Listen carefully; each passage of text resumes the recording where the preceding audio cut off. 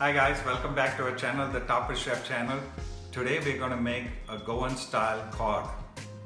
Okay, so we've got these fantastic cod fillets from Costco, and we're going to make this Goan kind of spread which will go on top of this. So for this we need some pepper. Then here is what is chili powder, turmeric powder, cumin powder. Now this is a different type of chili powder. It's called Kashmiri chili powder. It's kind of Swedish. Then this is tamarind, and this is ginger garlic paste. We are going to all blend this together and apply it on top of the fish. Okay, so ginger garlic paste.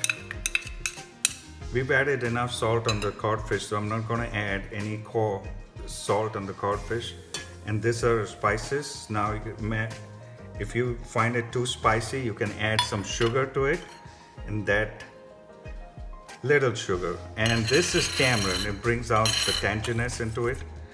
And don't add any water, just mix this very well, and then you can rub it on the fish. Okay, welcome back to our channel. Now I'm going to take a generous amount of this fillet on this fillet here. Spread it. If you want to spread it with your hand, it's really good. And this is what I'm going to do. Just gently spread it. And that's what you got to do for all the 3 fillets.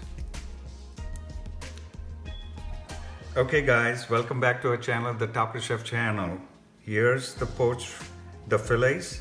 I've gently spread our Goan Style masala on it, and I'm going to pop it in the oven at 350 degrees, minimum at least for 10 minutes. Okay, so we took out the poached fish. This is our Goan masala cod, and to this we're going to add some nice potatoes, which is cooked in cumin.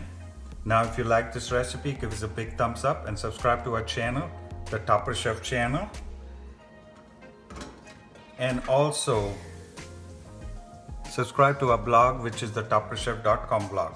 Happy cooking!